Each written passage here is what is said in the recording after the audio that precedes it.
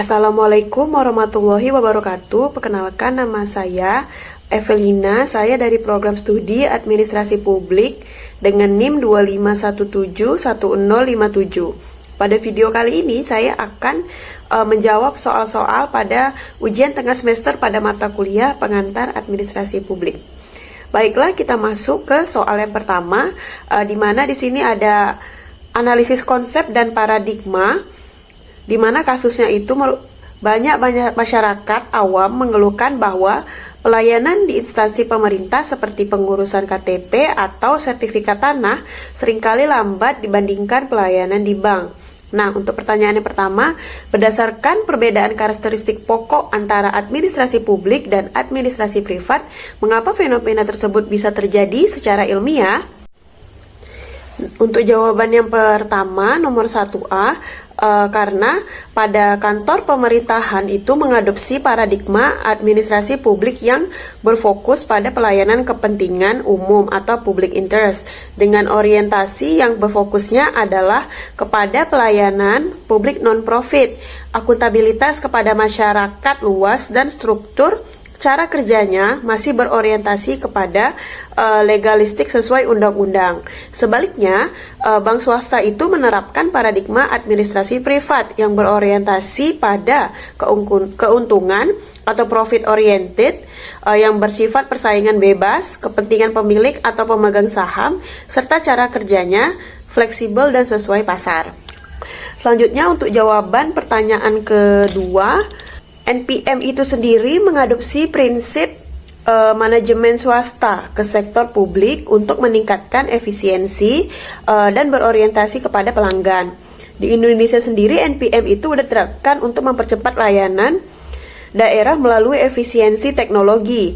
Maka dari itu ada beberapa strategi yang bisa dari bank swasta yang bisa diterapkan untuk mempercepat pelayanan publik. Antara lain yang pertama itu ada digitalisasi dan loan factory, di mana kita ini bisa menciptakan mobile banking atau KRIS untuk meminimalkan manual dan mempercepat persetujuan. Selanjutnya itu ada modernisasi operasional dan customer experience, di mana pengukuran kinerjanya harus berbasiskan pada hasil pelatihan SDM untuk respon yang cepat, dan feedback pelanggan itu harus real time. Selanjutnya ada strategi yang terakhir, mungkin bisa dengan pengurangan hambatan administratif, di mana desentralisasi wewenang ke unit frontline, kompetisi antar cabang dinas. Nah, ada beberapa resiko juga untuk beberapa masyarakat yang tinggal di wilayah pesisir. Mungkin antara lain adalah layanan online-nya yang sulit diakses dan tidak stabil, sehingga akan muncul kesulitan dalam menggunakannya, serta tidak memungkinkan juga akan timbul potensi korupsi dan pelayanan yang tidak adil. Selanjutnya kita lanjut ke soal yang kedua. Kalau soal yang kedua ini, untuk jawabannya itu sendiri, dalam Old Public Administration atau OPA yang muncul pada akhir 1800 sampai 1900-an, birokrasi memandang warga negara sebagai klien, yaitu objek pasif layanan atau objek administrasi, dengan fokusnya adalah pada aturan dan prosedur yang kaku, di mana warga hanyalah klien dalam sistem yang tertutup dan minim partisipasi. Sebaliknya, di era New Public Service atau NPS pada era 1980-an, NPS ini melihat warga sebagai warga negara atau citizen yang berdaulat, sehingga fokusnya itu kepada demokrasi, pelayanan warga dan partisipasi yang mengutamakan kepentingan bersama, serta berprinsipnya itu melayani, bukan mengendalikan. Untuk dari itu ada beberapa contoh penerapan prinsip pemerintah melayani, bukan mengemudi. yang terjadi di daerah Kepulauan Riau. Salah satunya yaitu dengan diadakannya forum Musrenbang atau Musyawarah Perencanaan Pembangunan di Tanjung Pinang dan Bintan yang menjadi ruang partisipasi masyarakat dan pembentukan konsensus publik. Contoh kasusnya ketika warga pesisir dan nelayan yang benar-benar didengar aspirasinya dalam perumusan alokasi dana desa. Selanjutnya kita lanjut ke jawaban pertanyaan soal nomor 3. Untuk yang A itu jawabannya penyakit patologi birokrasi yang timbul akibat fenomena tersebut antara lain yang pertama red tape, di mana timbulnya prosedur yang berbelit-belit dan hanya kurang satu stempel saja Pak Hasan harus balik lagi ke wilayahnya lalu dan membuang-buang uang bensin dia yang mahal.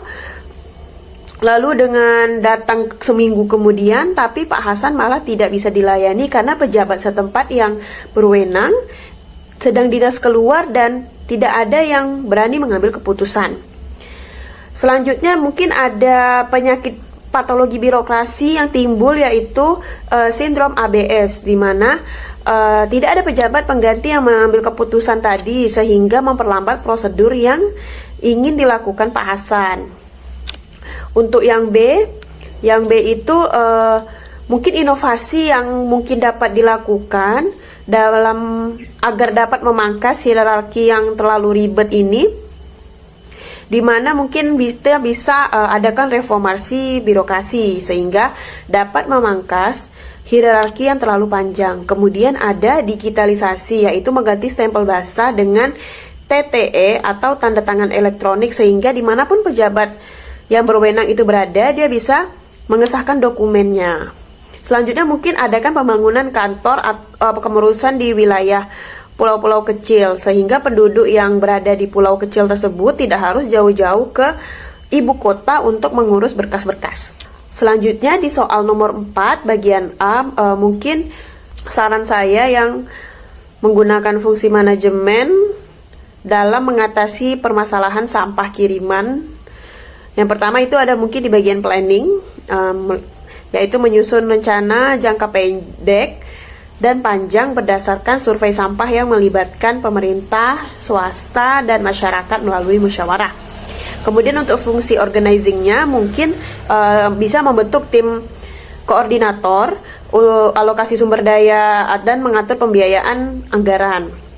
Kalau untuk fungsi actuatingnya, kita bisa aktifkan program patrol pantai harian oleh relawan dan adakan pelatihan pengelolaan sampah oleh swasta, serta razia terhadap pembuangan sampah yang ilegal. Selanjutnya di bagian controlling itu mungkin kita bisa buat monitor secara digital yang bisa diakses oleh publik sehingga kita bisa mengadakan sanksi bagi pelanggar yang melanggar aturan tersebut.